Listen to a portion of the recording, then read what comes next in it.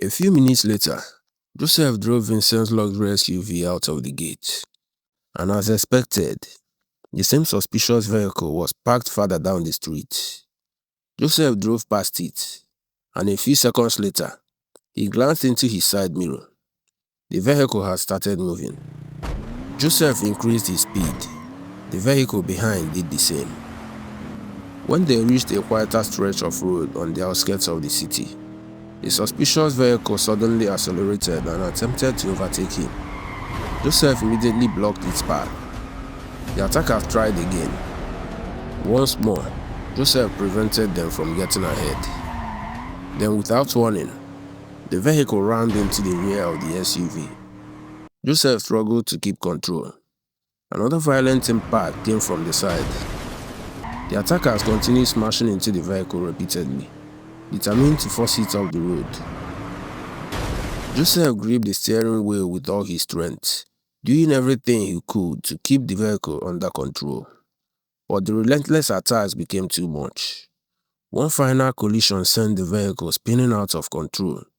The SUV left the road, crashed into a ditch, and rolled over several times before finally coming to rest upside down.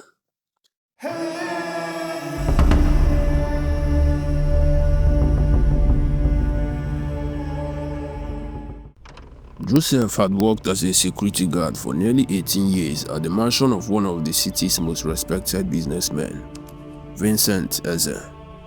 At 45 years old, Joseph had become much more than the security man who watched over the gate. Because of his honesty and dedication, Vincent trusted him with many responsibilities around the house.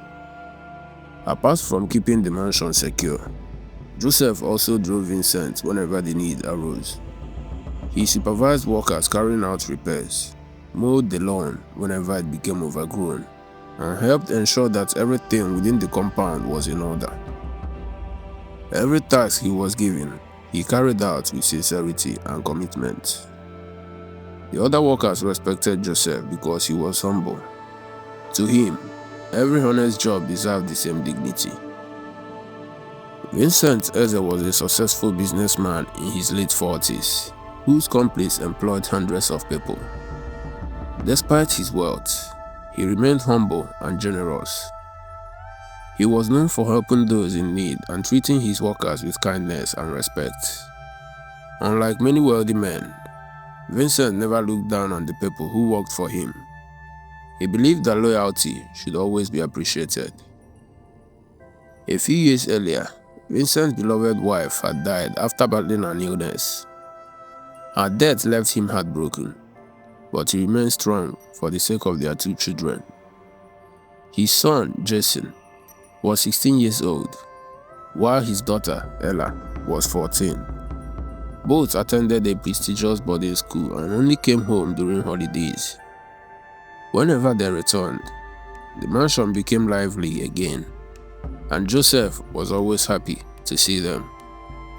Having watched them grow up, they treated him like family and fondly called him Uncle Joe. As time passed, Vincent slowly began to heal from the pain of losing his wife. Then, he met a young woman named Jennifer. She was polite, beautiful, and seemed to care deeply for him. Believing he had found love once again, Vincent married her. Unknown to Vincent, Jennifer was not the woman she had pretended to be. Unfortunately, she had inherited the greed, deceit, and selfishness that had defined her family for years.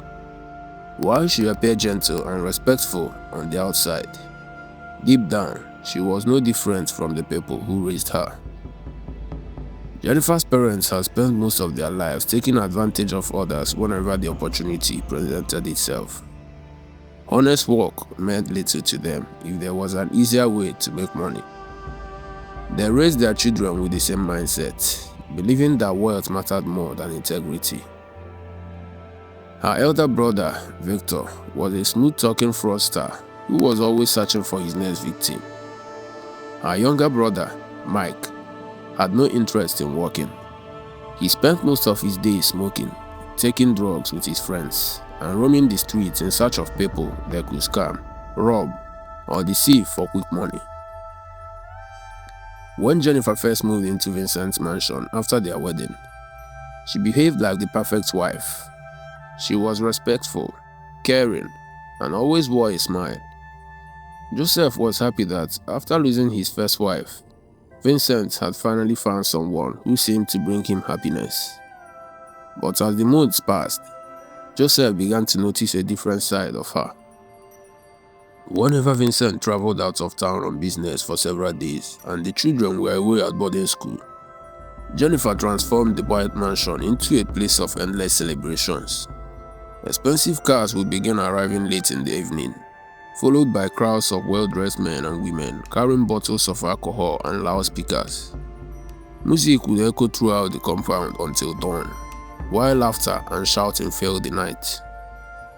Joseph disliked everything he saw, but he convinced himself it was none of his business. After all, she was the lady of the house. Some nights, Jennifer left the mansion dressed for expensive clubs and returned the following morning looking exhausted, heavily intoxicated, and with her clothes untidy from a long night of partying. Even when Vincent was at home, she often found excuses to leave. Sometimes she claimed her mother was seriously ill. Other times, she said her grandmother needed her attention. She would leave the house for days before returning as though nothing had happened. Joseph found her behavior strange, but he never mentioned it to Vincent. Then one afternoon, while buying a few household items at a shopping mall, Joseph saw something that left him speechless. A short distance away stood Jennifer with a young man about her age. They were laughing together, holding hands without any concern for who might be watching, looking more like a couple deeply in love than two ordinary friends. Joseph stood frozen. His heart pounded as he watched them disappear into the crowd. For the first time since Jennifer entered Vincent's life, Joseph felt that something was terribly wrong. Yet he chose to remain silent. As Jennifer became more comfortable in Vincent's home, she grew increasingly reckless. She spent money as though it would never run out. Expensive clothes, jewelry, luxury handbags, and weekend outings became part of her daily life.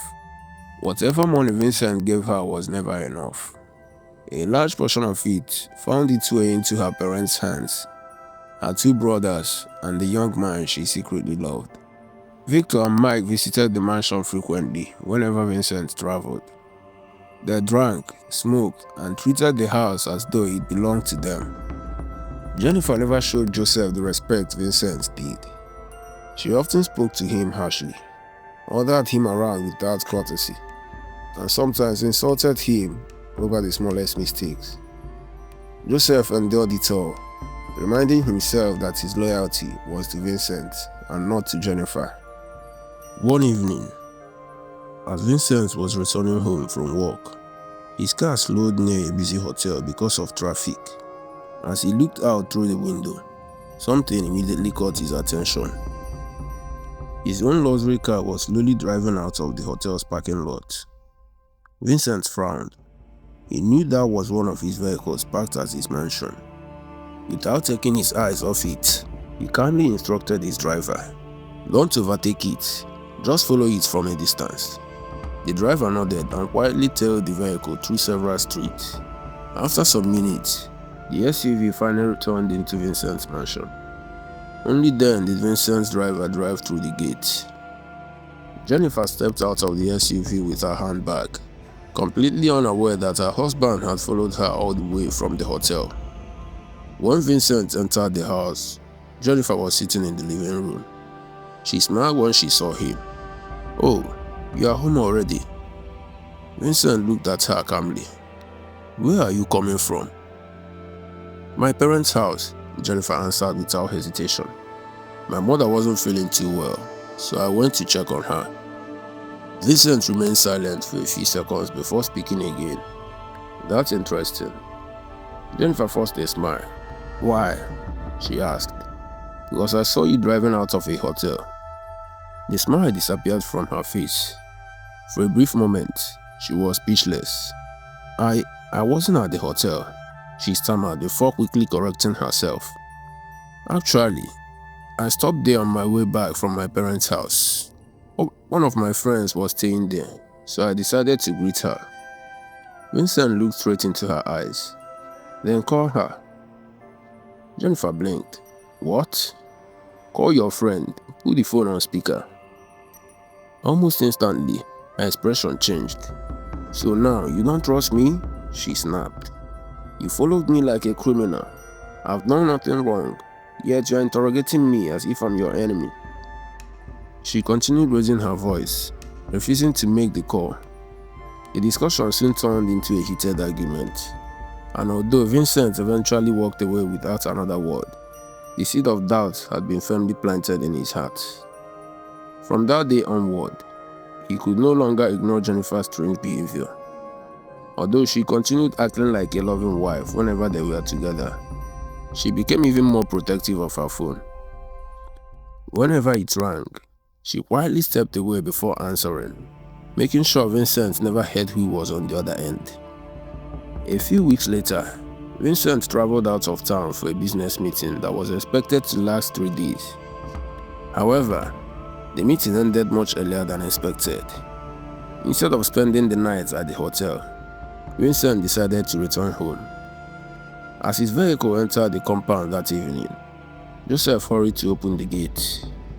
Before Vincent even stepped out of his car, loud music could already be heard from inside the house. Joseph lowered his head. He already knew what was happening. The moment Vincent opened the front door, he froze. The sitting room had been transformed into a private nightclub. Music blasted from loudspeakers while several men and women danced with bottles of expensive drinks in their hands.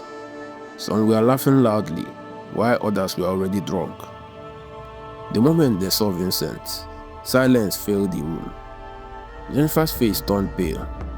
Within seconds, the guests began rushing toward the exit, grabbing their phones and handbags as they hurried out of the mansion. Jennifer quickly ran after Vincent.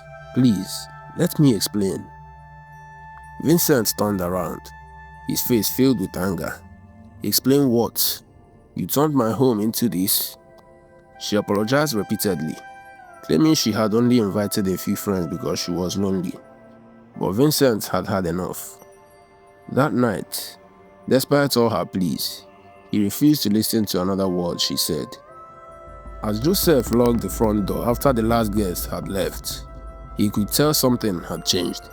The trust Vincent had in Jennifer was slowly disappearing. The argument, the lies, the secret phone calls, and now the party had become too much to ignore. A month later, Jennifer called Vincent in tears, claiming that armed robbers had attacked her on her way to her parents' house and had driven away with one of his luxury vehicles. The matter was reported to the police, but despite several weeks of investigation, the car was never recovered. Joseph listened quietly as everyone discussed the robbery. He knew it was a lie. On the day Jennifer claimed she had been attacked, he had personally watched Victor and Mike drive the vehicle out of the compound. Jennifer never left in the car. Instead, she remained inside the house while her brothers disappeared with it. Joseph could no longer keep silent. That evening, after gathering enough courage, he requested a private meeting with Vincent. With great hesitation, he told him everything. He spoke about the late-night parties that had become common whenever Vincent traveled. He spoke about the young man Jennifer regularly met and whom he had seen entering the mansion on several occasions. Finally, he revealed the truth about the missing car. Vincent stared at him in disbelief, his face slowly filled with anger. For all this time, he said in a trembling voice, you knew these things were happening, and you never told me? Joseph lowered his head. I'm sorry, sir. At first, I only had suspicions. I didn't have any proof, and I was afraid of destroying your marriage if I was wrong. I kept hoping it would stop. Vincent turned away without saying another word. The trust he had placed in the woman he loved had begun to crumble. The next day, Vincent could no longer keep everything bottled up. After returning home, he walked into the sitting room where Jennifer was relaxing. "Jennifer," he called calmly, "get ready. We are going somewhere." Jennifer looked at him with surprise. Ever since the argument over the party, Vincent had hardly spoken to her. Seeing him speak so calmly made her think he had finally forgiven her. Without asking any questions, she hurried upstairs, changed into a nice outfit, and returned a few minutes later. Vincent picked up his car keys and drove. For the first few minutes, neither of them spoke. As they continued, Jennifer suddenly realized they were heading towards her parents' neighborhood. She looked at Vincent in confusion. "Why are we going to my parents' house?" Vincent kept his eyes on the road. He said nothing.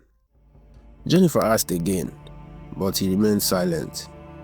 A few minutes later, they arrived. Her parents were delighted to see them. "Ah, Vincent!" her father exclaimed happily. "What a pleasant surprise." Her mother welcomed them warmly and quickly asked them to come inside. Everyone settled into the sitting room. Jennifer still had no idea why Vincent had brought her there. After exchanging a few pleasantries, Vincent smiled politely. "I actually came because there's something important I'd like us to discuss." Everyone became quiet. Vincent turned to Jennifer. "I want you to explain in detail what happened on the day my car was stolen." Jennifer froze. Her heart skipped. She forced a weak smile. "Must we talk about that again? Just remembering it scares me." Vincent nodded gently. "I understand." He leaned forward. "But the police are still investigating the case. Every little detail could help. Just tell us exactly what happened." Jennifer took a deep breath before beginning. She claimed she had been driving toward her parents' house when several armed men suddenly emerged from the roadside, blocked her vehicle, pointed guns at her, dragged her out, and drove away with the SUV. As she spoke, tears rolled down her cheeks. She even pretended to tremble as she recalled the incident. Everyone listened in silence. Vincent never interrupted her. When she finally finished, the room became quiet. After several seconds, Vincent spoke. "Everything you just said is a lie." Jennifer's eyes widened. "What? The only reason I haven't handed you over to the police is because you're my wife." The room fell silent. Jennifer stared at him in disbelief. "What are you talking about?" Vincent's expression remained calm, but his eyes burned with anger. "I know exactly what happened to that car." He pointed towards the door. "Your brothers took it. I know they drove it out of my compound, and I know it was never stolen." Jennifer's mind raced. Only one person could have told Vincent. Joseph. Her face immediately hardened.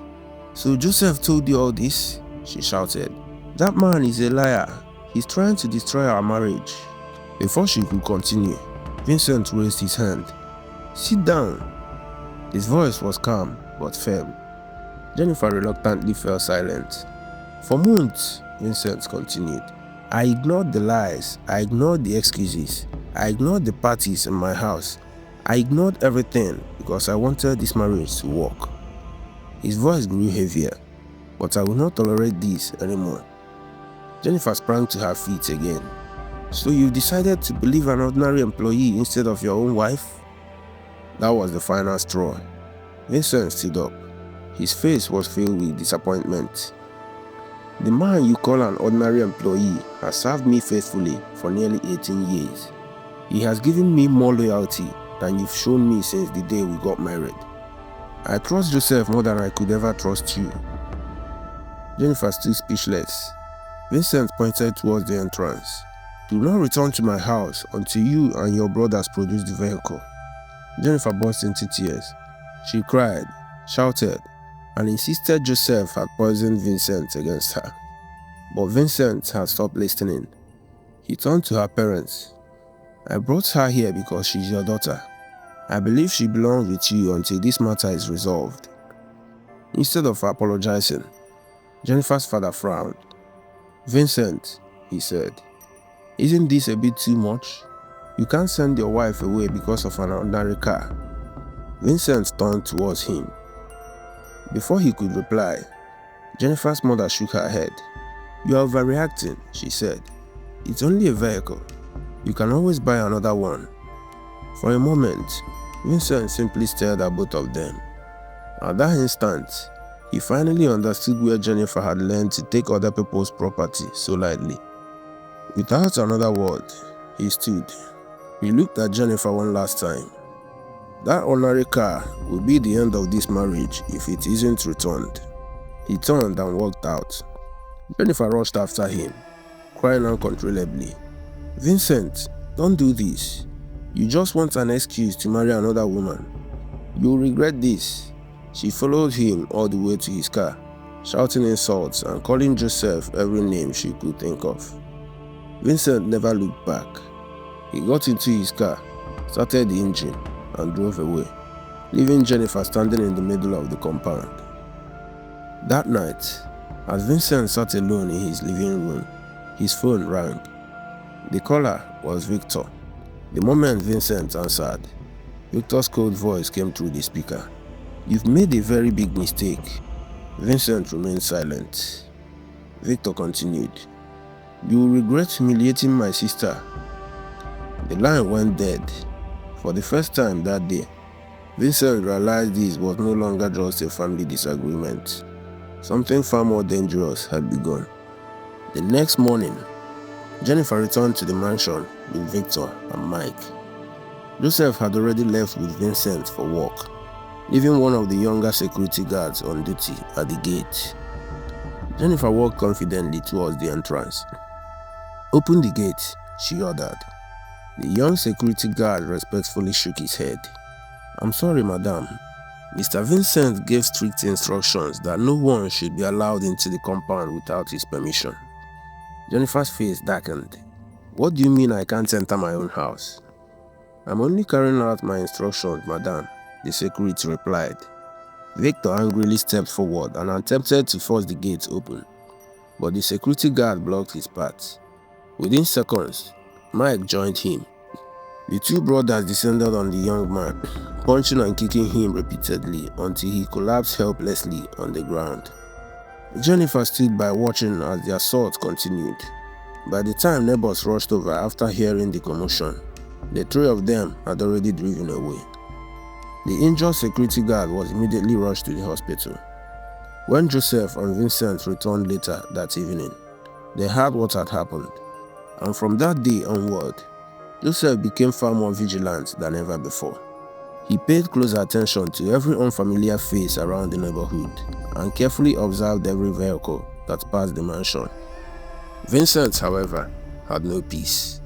Jennifer called him repeatedly, begging him to forgive her and allow her to return home. When pleading failed, the calls turned into insults. Soon, Victor and Mike also began calling, demanding that Vincent take their sister back. Even Jennifer's parents joined in, accusing Joseph for destroying their daughter's marriage over what they described as an ordinary car. Vincent ignored every one of them. Meanwhile, Jennifer and her family gathered at her parents' house to discuss the next step. As the conversation continued, they slowly came to the painful realization that Jennifer's marriage was falling apart. They knew Vincent no longer trusted her, and after everything that had happened, it was only a matter of time before he filed for divorce. The thought terrified them. If Vincent divorced Jennifer, the luxury lifestyle she had become accustomed to would disappear, and the money that had been flowing into the family would come to an end. After discussing every possible option, Victor finally broke the silence.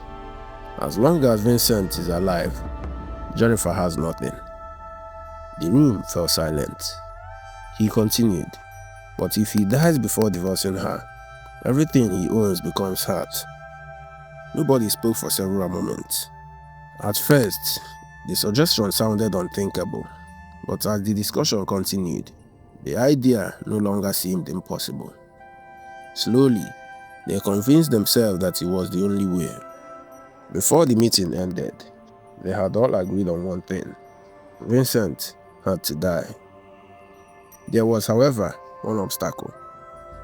After attacking the security guard, they believed Vincent had probably tightened security around the mansion or even informed the police. Rather than attempting anything near the house, they decided to monitor his daily movements instead.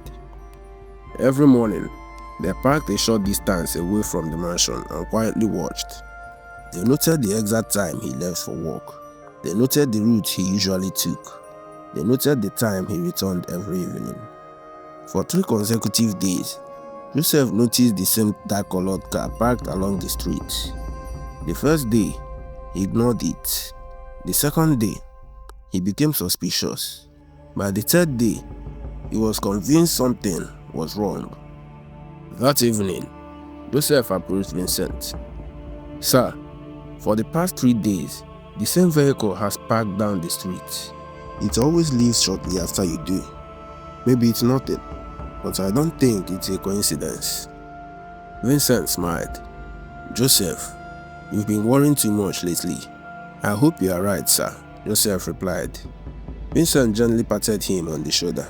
"I'm sure everything will be fine." But Joseph remained uneasy. The following morning, Vincent informed Joseph that he had an important business appointment on the outskirts of the city. Joseph immediately came up with a plan. A few minutes later, Joseph drove Vincent's luxury SUV out of the gate. And as expected, the same suspicious vehicle was parked further down the street. Joseph drove past it, and a few seconds later, he glanced into his side mirror. The vehicle had started moving. Joseph increased his speed. The vehicle behind did the same. When they reached a quieter stretch of road on the outskirts of the city, the suspicious vehicle suddenly accelerated and attempted to overtake him. Joseph immediately blocked its path. The attackers tried again. Once more, Joseph prevented them from getting ahead. Then, without warning, the vehicle rammed into the rear of the SUV. Joseph struggled to keep control. Another violent impact came from the side. The attackers continued smashing into the vehicle repeatedly, determined to force it off the road. Joseph gripped the steering wheel with all his strength, doing everything he could to keep the vehicle under control. But the relentless attacks became too much. One final collision sent the vehicle spinning out of control.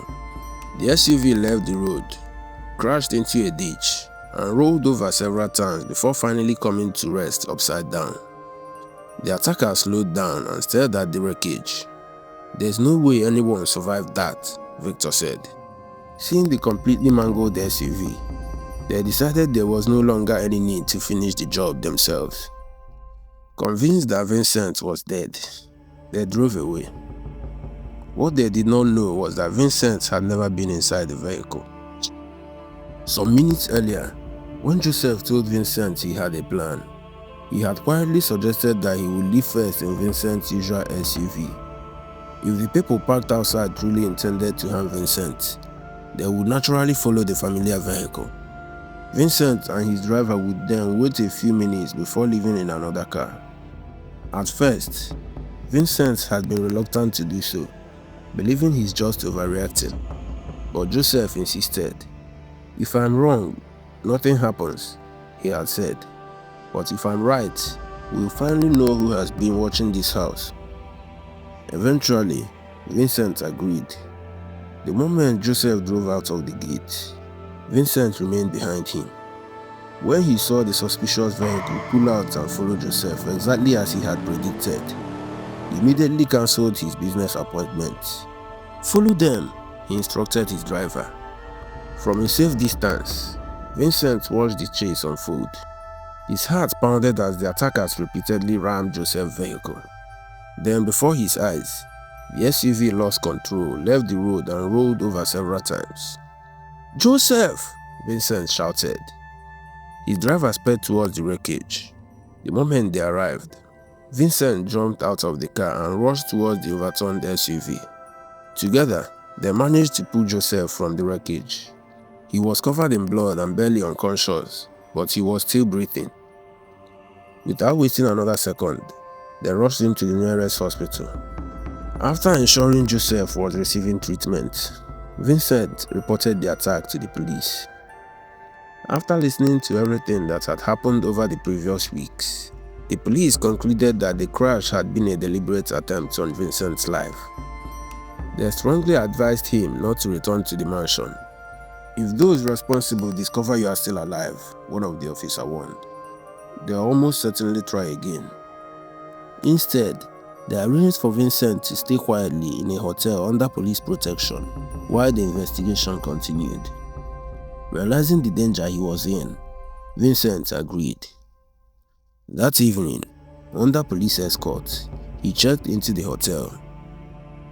After the attack, Vincent remained at the hotel under police protection.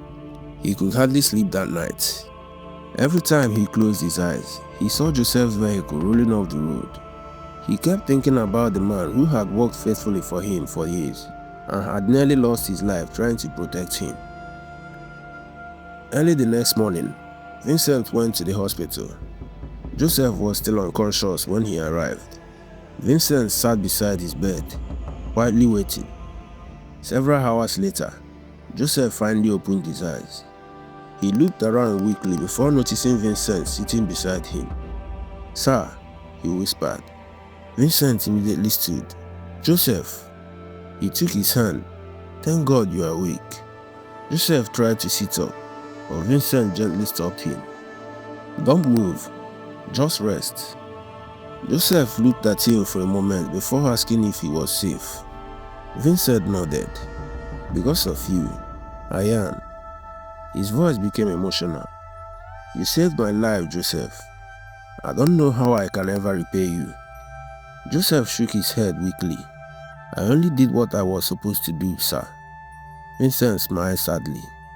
"No, you did much more than that." He reminded Joseph that he had stayed loyal to him even when it would have been easier to remain silent. He had warned him when nobody else did, and when danger finally came, he had put his own life at risk.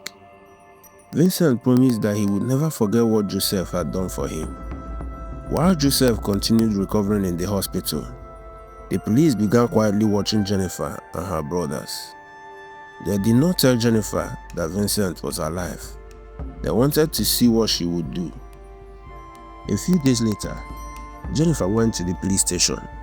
She arrived looking devastated, with tears running down her face. She told the officers that Vincent had disappeared and that she had not heard from him since the day he left home. She claimed she was frightened and desperately wanted her husband found. The officers listened carefully. They pretended they knew nothing about what had happened.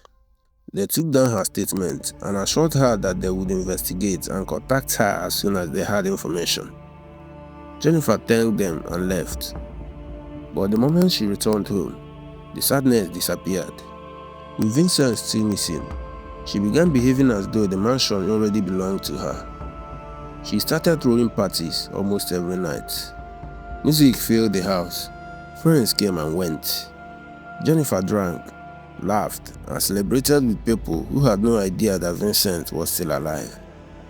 Victor and Mike became even more reckless. They began driving Vincent's most expensive vehicles around the city as though they had already inherited them. They spent money freely and discussed Vincent's properties among themselves. But there was one problem they could not solve. Vincent's money was still under his control. The police had not declared him dead. Jennifer could not simply walk into his bank account and take everything. She kept waiting for the police to call her. One day passed, then another. Still, nobody contacted her. Jennifer became increasingly impatient. She wanted to tell the police that Vincent was dead, but she knew that would raise an obvious question. How could she know that her husband was dead when the police themselves had not found him? So she remained silent. Instead, she and her brothers began looking for another way to get money. They started selling Vincent's vehicles. One vehicle disappeared after another. They also began selling some of the expensive belongings inside the mansion. Each time something was sold, Jennifer convinced herself that she was simply securing her future. Soon, Victor and Mike began talking about Vincent's properties. One property in particular caught their attention: the mansion. They found a wealthy buyer who was interested in purchasing the building. Jennifer was delighted. She believed that once the sale was completed, they would finally have enough money to leave the city and begin a new life. The buyer agreed to meet them at the property to finalize the transaction. What Jennifer did not know was that the police had been watching everything. They had followed the sale of the cars. They had documented the movement of Vincent's belongings. They knew about the proposed sale of the mansion, and they had been waiting for the right moment to act. On the day the buyer arrived, Jennifer welcomed him with a smile. Victor and Mike were also there. They walked around the property confidently, discussing the sale as though Vincent had been dead for months. The buyer examined the building while his representatives prepared the necessary documents. Jennifer could hardly hide her excitement. She believed everything was finally falling into place. Then several police vehicles suddenly arrived outside the compound. Jennifer's smile disappeared. Victor looked toward the gate. Mike immediately became nervous. Several police officers entered the compound. One of them approached Jennifer. "You are under arrest." Her eyes widened. "For what?" The officer looked at her calmly. "For your involvement in the attempted murder of your husband." Jennifer's face went pale. She immediately began denying everything. "I don't know what you are talking about. My husband is still missing." The officer said nothing. Then another voice came from behind them. A voice Jennifer knew better than anyone. "Are you sure about that?" Jennifer froze. Slowly, she turned around.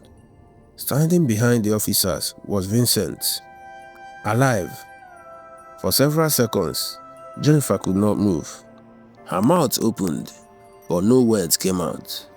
Victor and Mike stared at him in complete disbelief.